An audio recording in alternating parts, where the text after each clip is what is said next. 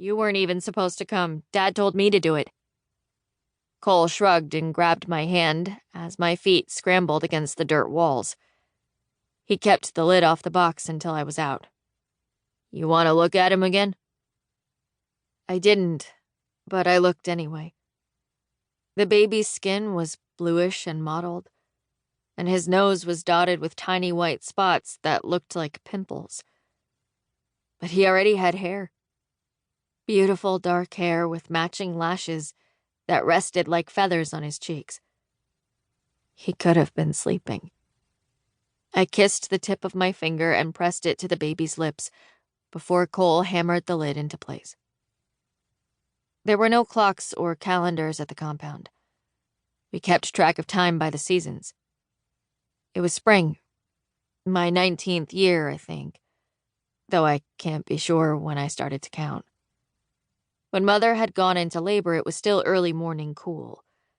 But by the time I was finished digging, the sun sat low on the horizon. My chest and shoulders were damp as I stretched out in the dirt next to the hole.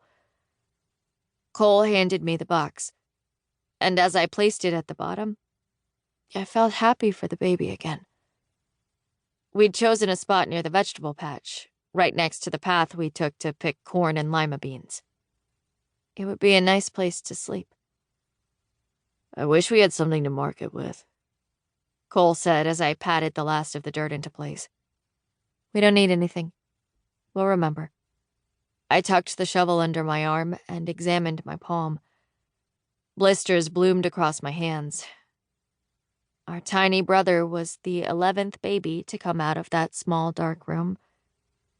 But he was the first we'd had to bury. We'd all been born there. I was the second, and Cole was the 5th. Cole had been born en caul, and that's lucky. He emerged like an egg, fully cocooned in the watery sack that held him for 9 months. My grandfather was still alive then, and he named him Nicholas because a caul bearer meant victory, a sign we were moving in the right direction.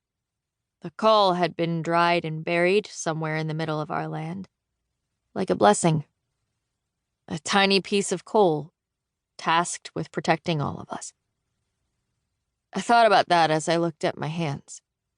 Thin, shiny membranes had bubbled up to shield the wounded skin underneath. Don't break those, said Cole. He grabbed my wrist to keep me from working a grimy fingernail into one of the blisters. You'll get an infection. You have to wash them out and put a bandage on. I'll rinse them before I go to bed. Do you have soap? No? So do it inside. They won't let me back inside. He looked at me for a beat without blinking. I'll bring you soap, he said, dropping my wrist. I nodded. If I thought he'd get caught, I'd have said no. But I knew he wouldn't. Cole was like water. He could slide around no matter where you put him.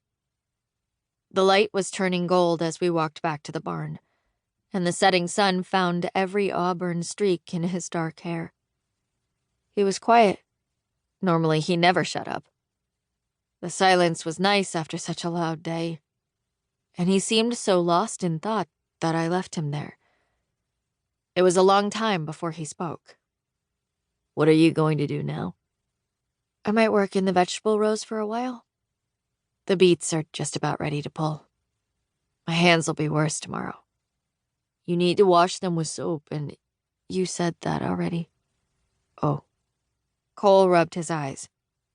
He got headaches often, sharp, stabbing pains that arrived without warning and settled into a dull throb that lasted for hours. He opened and closed his mouth a few times. Avery. Yeah? Did you know that the baby was coming today? No. But I knew it would be soon. He stopped walking and got in front of me, so I had to stop too. I used to be able to tackle Cole to the ground with one arm, but he was nearly a full head taller than me now, the skin on his cheeks just starting to roughen. Over his shoulder, the barn was a splash of red paint against the sky.